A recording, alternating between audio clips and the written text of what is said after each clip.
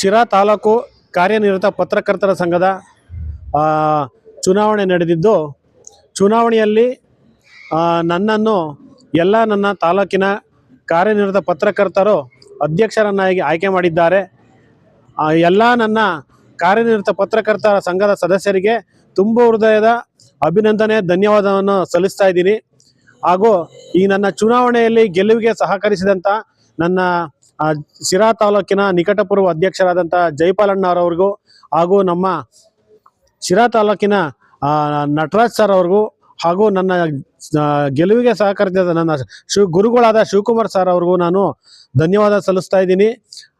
ಈ ಶಿರಾ ತಾಲೂಕಿನ ನನ್ನ ಪತ್ರಕರ್ತ ಮಿತ್ರರಿಗೂ, ಸಂಘದ ಸದಸ್ಯರಿಗೂ, ಜಿಲ್ಲಾಧ್ಯಕ್ಷರಿಗೂ ಹಾಗೂ ಜಿಲ್ಲಾ ಪದಾಧಿಕಾರಿಗಳಿಗೂ ಎಲ್ಲರಿಗೂ ನಾನು ಅಭಿನಂದನೆ ಸಲ್ಲಿಸ್ತಾ ಇದ್ದೀನಿ. ಮುಂದೆ ನಾನು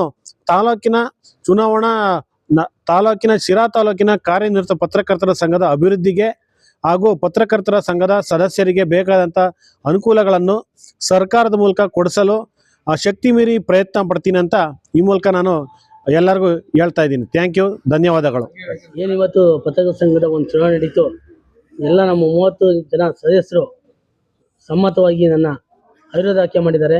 ಅದು ಫಸ್ಟ್ ನಾನು ಧನ್ಯವಾದ ತಿಳಿಸ್ತೀನಿ ಎಲ್ಲರಿಗೂ. ಏನು ನಮ್ಮ ಪತ್ರಕರ್ತರ ಸಂಘದ 29 ಜನ ಅವಿರೋಧ ಆಯ್ಕೆ ಮಾಡಿ ಯಾವುದೇ ರೀತಿ ಒಂದು ವಿರೋಧ ಇಲ್ಲದಂಗೆ ಎಲ್ಲರಿಗೂ ಪ್ರೀತಿ ಇಷ್ಟ ಗಳಿಸ್ಕೊಂಡಕ್ಕೆ ಇವತ್ತು ಅವಿರೋಧ ಆಯ್ಕೆ ಮಾಡಿದ್ದಾರೆ.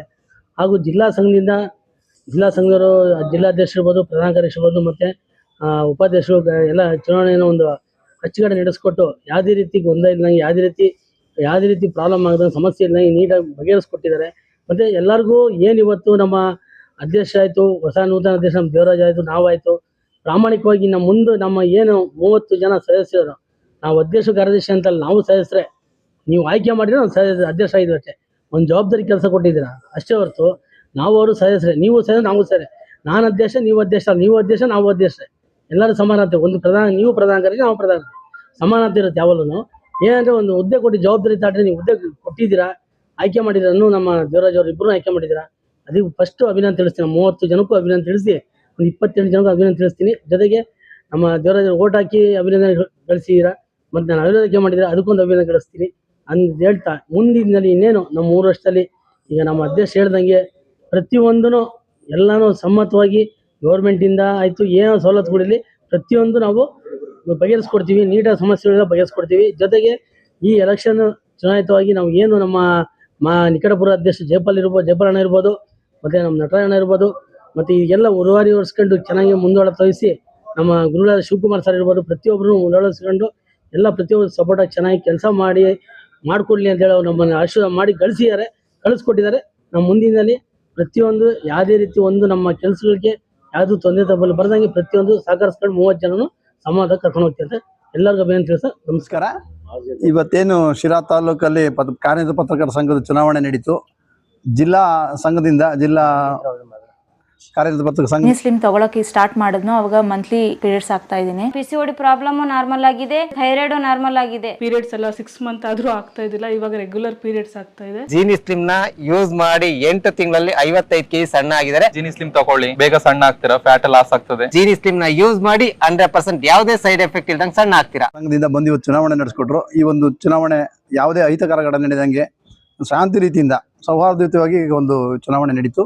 ಇದರಲ್ಲಿ ನಮ್ಮ ಆತ್ಮೀಯ, ನಮ್ಗೆ ತುಂಬ ವಿಶ್ವಾಸ ಇಟ್ಕೊಂಡಿರೋಂಥ ದೇವರಾಜು ಇವತ್ತು ಚುನಾವಣೆಯಲ್ಲಿ ಅಧ್ಯಕ್ಷರಾಗಿ ಗೆದ್ದಿದ್ದಾರೆ. ಅದೇ ನಮ್ಮ ಉದಯವಾಣಿ ಕುಮಾರು ನಮ್ಮ ತೀರ ಒಡನಾಡಿ, ನಮ್ಮ ಜೊತೆ ಪೇಪರ್ ಹಾಕ್ಕೊಂಡು ನಮ್ಮ ಜೊತೆಗೆ ಜೀವನ ಮಾಡಿದ್ದಾರೆ. ಅಂಥ ಕುಮಾರ್ ಇವತ್ತು ಅವಿರೋಧವಾಗಿ ಪ್ರಧಾನ ಕಾರ್ಯದರ್ಶಿ ನಮ್ಮ ಈ ಒಂದು ಕಾರ್ಯನಿರತ ಪತ್ರಕರ್ತರ ಆಯ್ಕೆಯಾಗಿದ್ದಾರೆ. ಬಾಬಣ್ಣವರು ಅವರ ನಿರೀಕ್ಷೆಯಂತೆ ಅವರು ಗೆದ್ದಿದ್ದಾರೆ ಇವತ್ತು ಕಾರ್ಯದರ್ಶಿಯಾಗಿ.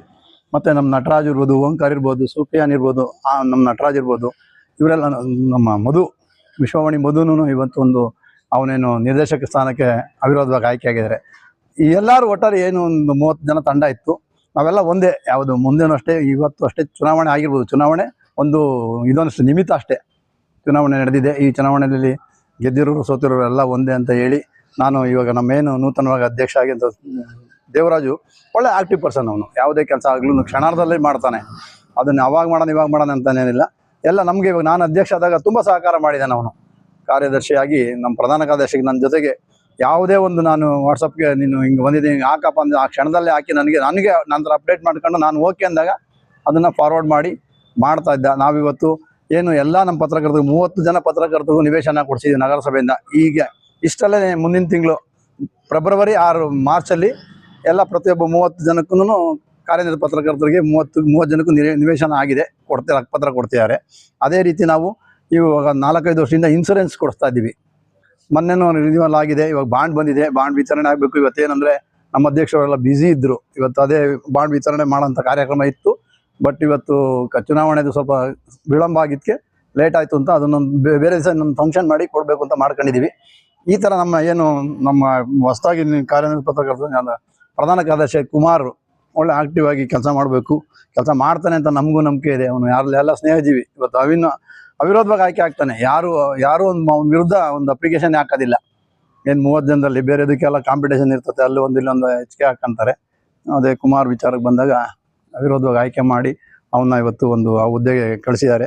ಅವನು ಅಷ್ಟೇ ಪೇಪರ್ ಹಾಕೊಂಡು ಬರ್ತಾ ಇದ್ದವನು. ಪೇಪರ್ ತುಂಬ ಅಷ್ಟೇ ಎಷ್ಟು ವರ್ಷ 32 ವರ್ಷದಿಂದ ನಿರಂತರವಾಗಿ ಪೇಪರ್ ಹಾಕ್ತಾನೆ. ಬೆಳಗಿನ ಜಾವ 4 ಗಂಟೆಗೆ ಎದ್ದು ಅವ್ರ ತಂದೆನೂ ಅವನು ಇಬ್ಬರು ಸೇರ್ಕೊಂಡು ನಮ್ದು ಪ್ರಜಾವಾಣಿ ಹಾಕೋರು. ಅಲ್ಲಿಂದ ಮುಂದಕ್ಕೆ ಎಲ್ಲ ಮಾಡ್ಕೊಂಡು ಅವನೇ ಇವತ್ತು ಉದಯವಾಣಿ ರಿಪೋರ್ಟ್ ಆಗಿ ಬೆಳೆದಿದ್ದಾನೆ. ಅದೇ ಥರ CTV ಮಾಡ್ಕೊಂಡು ಇವತ್ತು ಒಳ್ಳೆ ರಾಜ್ಯದಲ್ಲೇ ಹೆಸರು ಮಾಡಿದ್ದಾನೆ ಕುಮಾರ್. CTV ಕುಮಾರ್ ಅಂತಾನೆ ಅವನ ಹೆಸರು. ಉದಯವಾಣಿ ಮಾಡ್ಕೊಂಡ್ಮೇಲೆ ಅದೊಂಥರ ಒಳ್ಳೆ ಅದೊಂದು ಎಕ್ಸ್ಟ್ರಾ ಗರಿ ಬಂದಿದೆ.